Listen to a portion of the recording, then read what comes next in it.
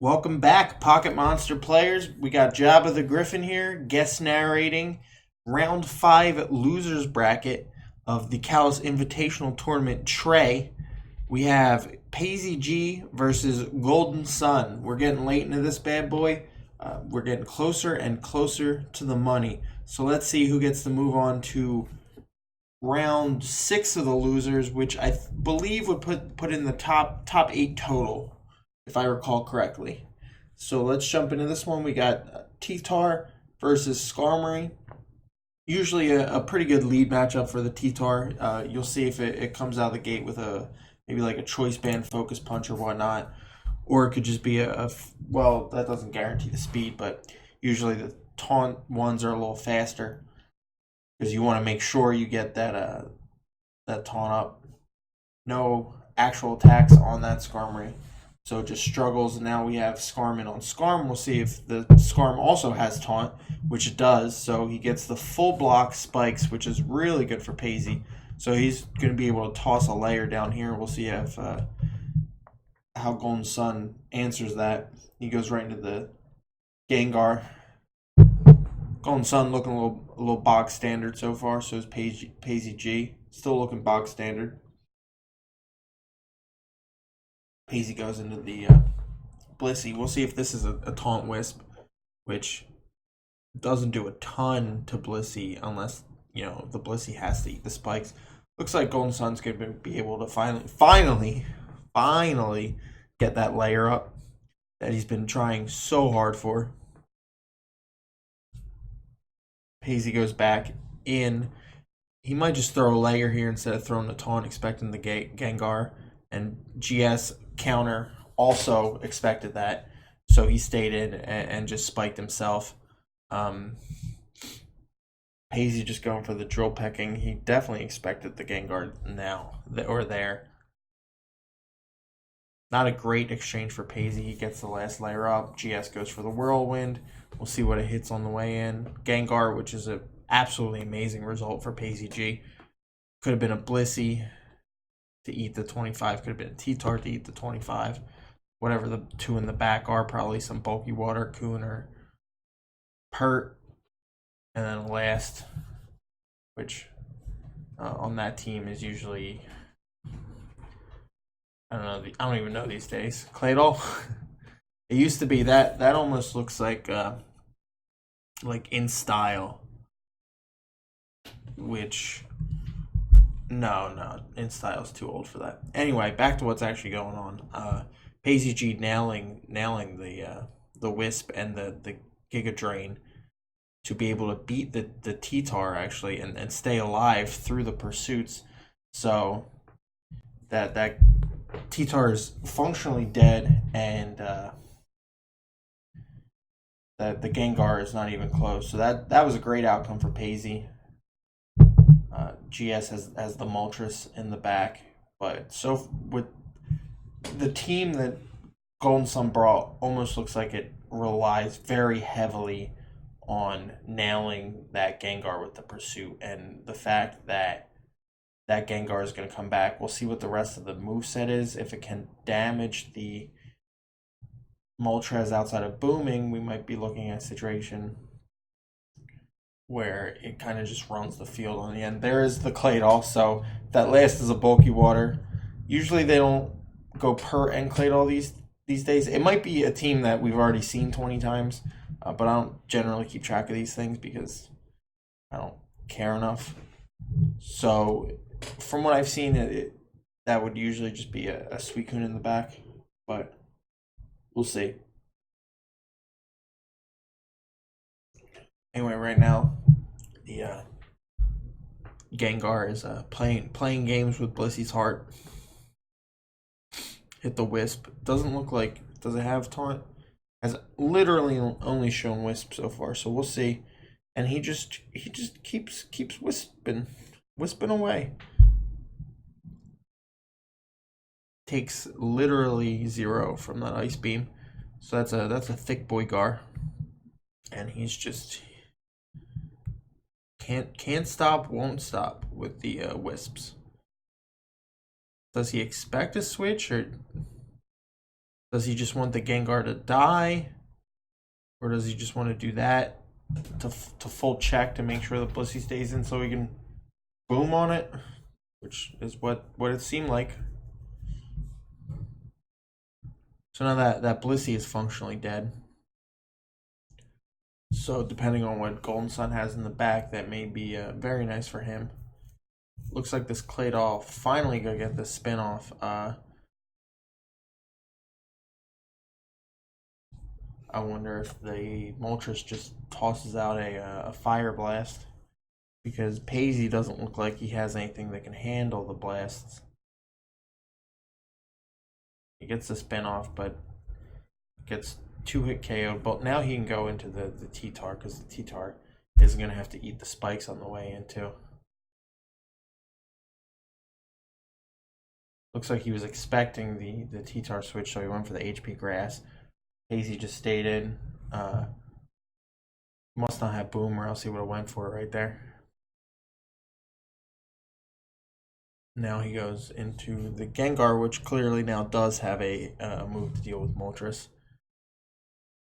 And looks to have a little more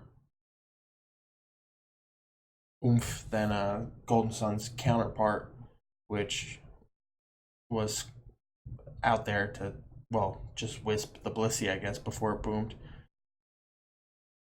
So it does have T-Bolt.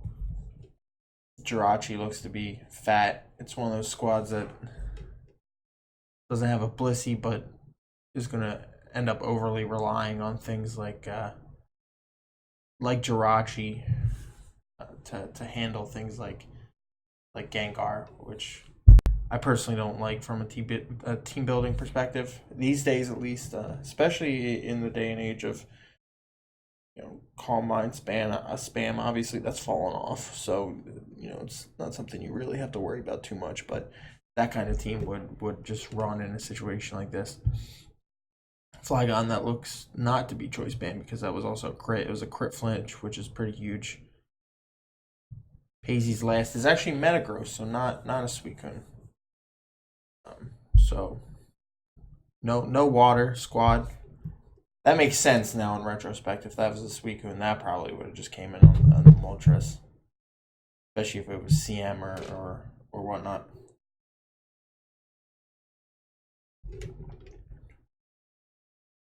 Skarmory just gonna be able to have a fun day doing its thing.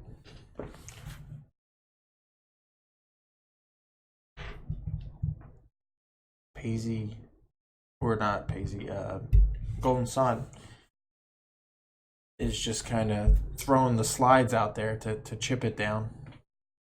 It'll get there eventually. One day at a time. I wonder if he just goes right back to the Flygon here. And the taunt will definitely come down. And then we're back to rock sliding again, where the Skarmory almost out-healed the rocks last set of rock slides since it was out. And the roar this time hits the T-Tar, and the bird should kill it. And then he'll probably go in. I wonder if, I don't want Jirachi in here unless I'm gonna wish. Then yeah, Moltres is the play. You get the Flamethrower and Fire Blast, so you can both dunk on stuff and then hit when you need it. And this is where the trouble's gonna come in. Assuming it's that last, probably Ice Punch with the Jirachi. Jirachi can't. I forget how much T-Bolt did. Not enough to 2H KO, but we're gonna have to. Well, that's definitely gonna have Wish. He gets the Para, which is huge if he gets a full Para here, but maybe he would have preferred to just be able to Wisp that, which I might have. No, you don't need to go balls to the wall and try and hit the Wisp on the switch, because you want to kill that Moltres, and that Moltres is the only thing that really stands between you and victory, and the Gengar can just bring it home. So you just want to do that. Anyway, the Jirachi, so the FP did come down, so the Jirachi was not able to get a wish off. So that was pretty huge. GS expecting the T-Tar just goes HP grass. Paisy G was very careful about making sure he did not throw his T-Tar into that, because he knew that was probably one of the few ways he could lose. Metagross isn't going to do much on the back end, especially with Ice Punch here. So that all in all was a pretty good play. It was really good play by Paisy G to just stay in, know that, switching the T-Tar in there, getting grassed is one of the few remaining ways he can lose, and just booming instead. Although, I mean, I think after the para, I think Gengar just probably cleans it up anyway. So it wasn't that huge of a deal at the end of the day, but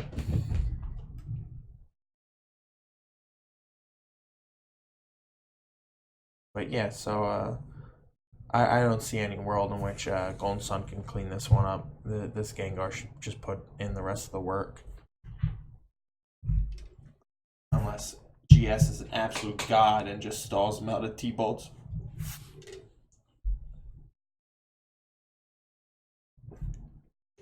And ice punches. And everything else. That's the only way he can win. So this one's functionally over. We're just kind of talking through the end here. DD taunt lead, which is really cool to see. Not like it matters all that much, but it's interesting nonetheless. Not your typical lead T-Tar. Well, it's nice because it's essentially what Paisy is getting on the back end here. Obviously, it didn't really much matter in this game, but he gets the lead with taunt in the case of Skarmory, and on top of that, in the back end, late in the game, he just has a DDer, which most people probably wouldn't expect to be a DD at that point. So that's fun. Does functionally 0 to that thick Flygon, which is going to, in turn, 2-hit kill it.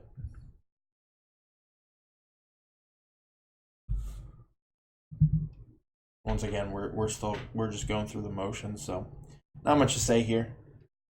So well played by Paisy. I don't remember any huge instances of luck. The para was nice, but I'm not sure how much it mattered.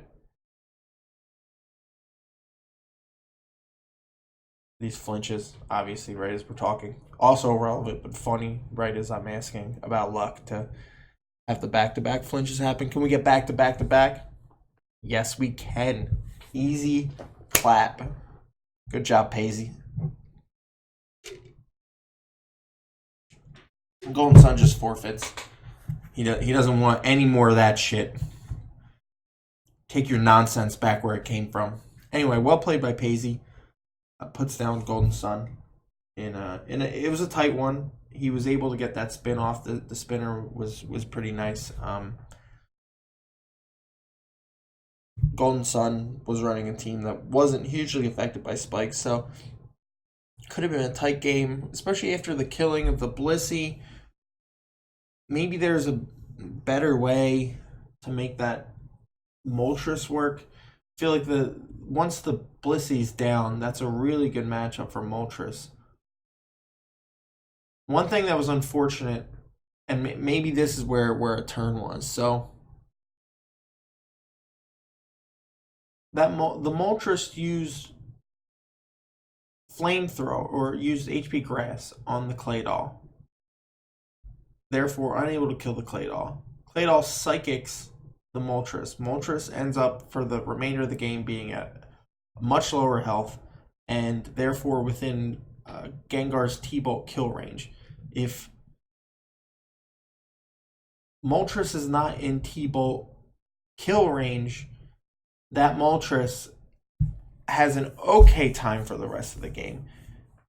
Actually has a fantastic time. It threatens to kill on the Gengar for the rest of the game. Kills everything else. That T-Tar, we've seen the set, cannot get past bulky Flygon.